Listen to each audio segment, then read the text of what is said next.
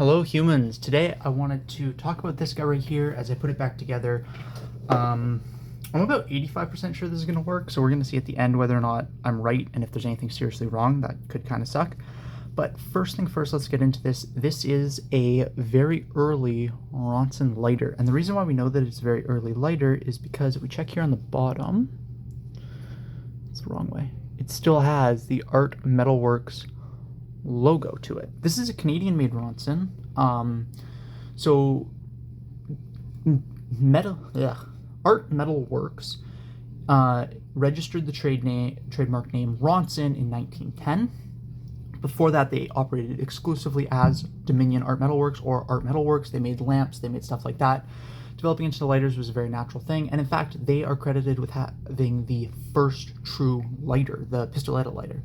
Super cool history. I'd love to continue expanding my Ronson collection and getting more and more. They were one of the first ones to get into butane lighters. They did super cool stuff.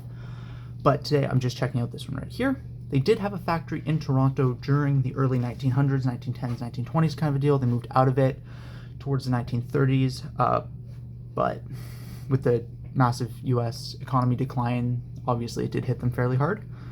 But Ronson as a company did exist in Toronto, and this is one of their Canadian-made lighters.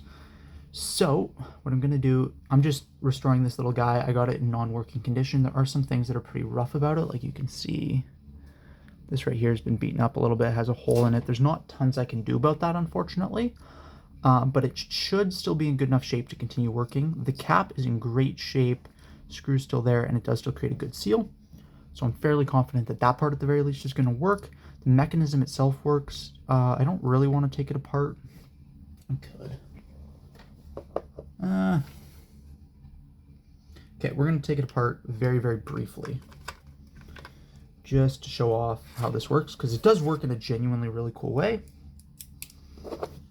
So, as long as this doesn't cause... I'm sure you guys can hear my dog in the background.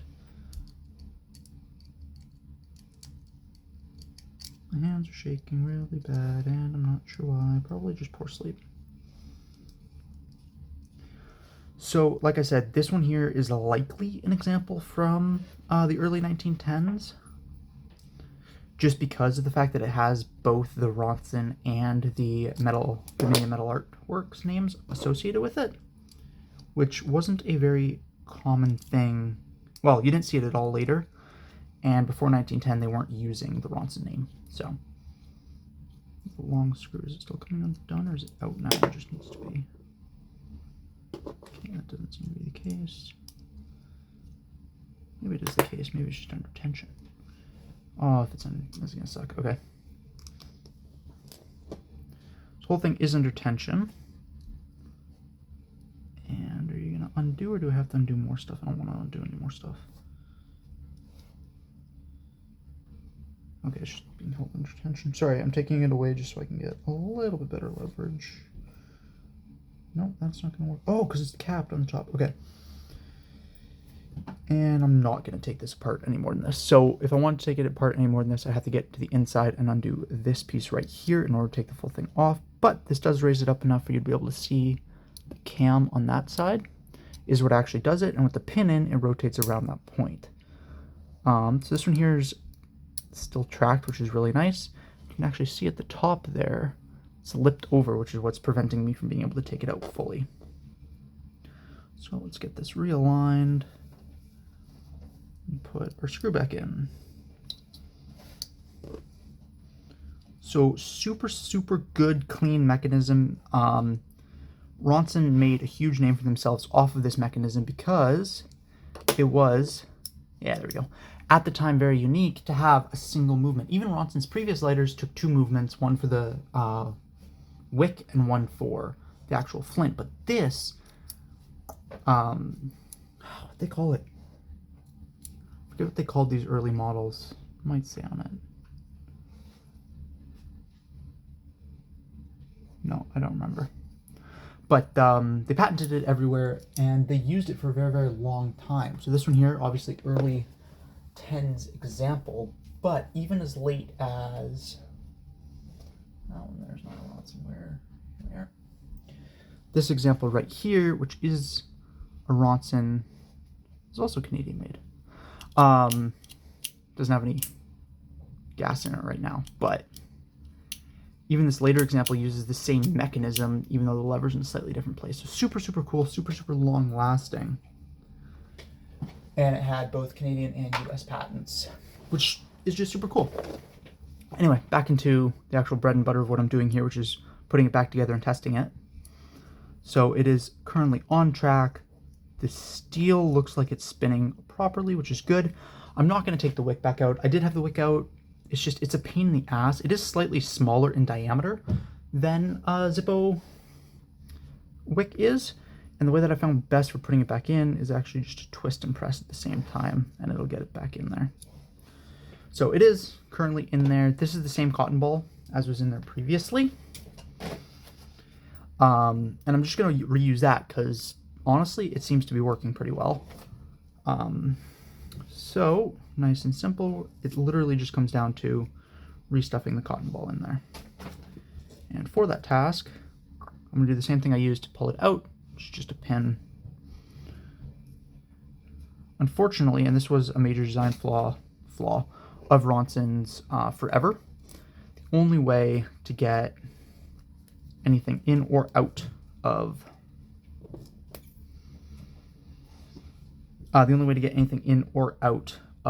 the tissue box, I'm not entirely sure what it's called, but I'm going to call it a tissue box, is through this very small hole, which just means you end up with stuff that gets pretty condensed at times, which is unfortunate because there's no real way around that.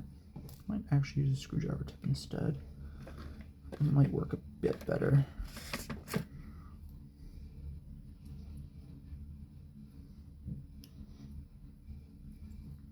That's not going to work. You can tell I don't do this super duper often, especially not like fully take the cotton balls out. I rarely do that because it's rarely worth doing. But on this particular example, the wick had actually been pushed fully in, so I had to take all the cotton out to get the wick out to put it back in, which if I was a wiser man, I would have recorded. But at the same time, it would have turned this into a 2-hour video because fucking hell, getting that wick out was a pain in the ass. Still, I got this at an antique shop for like 15 bucks in non-working condition, so I am more than happy.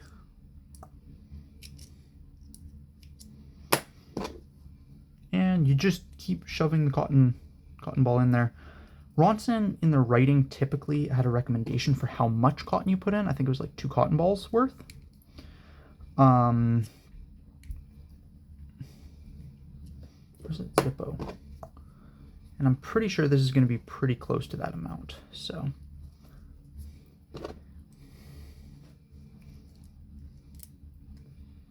other annoying thing about the design of these early Ronsons, at least as far as getting cotton balls in there and stuff, is the tube for your flint goes, so this space back here, which is on this side, the left of the flint tube, is actually open space where cotton needs to get into, which is just kind of annoying. It's not world-ending by any stretch of the imagination, but there's tubes on the inside that are just in the way, which does get a little bit old. In any case, that's my cotton in there. Here is my piece of flint. Standard size Zippo flint, standard size everything flint, really and truly. Should now be in there. And then we have our spring with our plunger, and you can see, and this is very, very typical, the plunger has actually been ground down slightly. This happens a lot. People try to use their lighters when they're out, and you can get a little bit of a spark off of the plunger, typically. So people will, like, I've actually seen plungers ground all the way down to the spring, just because people decide, hey, this is still working, I'm going to keep using it, even though it's pretty detrimental. But I guess a lot of the time people don't really care if it's being detrimental to their lighter because, I mean, especially historically, like when this was around, lighters were a nice piece. It was a conversation starter. Most people were expected to smoke. So carrying a lighter on you would have been far more normalized. But at the same time, when something becomes normalized, it becomes commodified. It's something that everybody is going to have, which means that it is, relatively speaking, not difficult to replace, which has its ups for sure. The other thing that's really nice about Ronson, especially these early Ronsons, is that they're all flatheads, which just makes them super, super serviceable, very, very easy to work on. Eventually, later, Ronson moved towards these sort of knurled finger screws. These are also really nice because you just press with your finger to twist, but there's nothing that beats the simplicity of a flathead that you can screw on literally with a dime if you have to, piece of rock, the blade of your knife. Like, these are very usable, which I appreciate greatly. Okay, now we're going to stick some Ronson fuel in there. People argue about the best type of fuel to use. I find that it all evaporates so quickly it doesn't really matter. And Ronson has the benefit of both being inexpensive and burning fairly well in my experience. So we're just going to fill this up. This has been empty for probably years. Like, I never filled this up when I first got it. So I imagine it will take a little bit. And unlike a Zippo, like typically what you can do with a Zippo is just hold it upside down over a piece of cloth and then wait till it starts dripping out the bottom.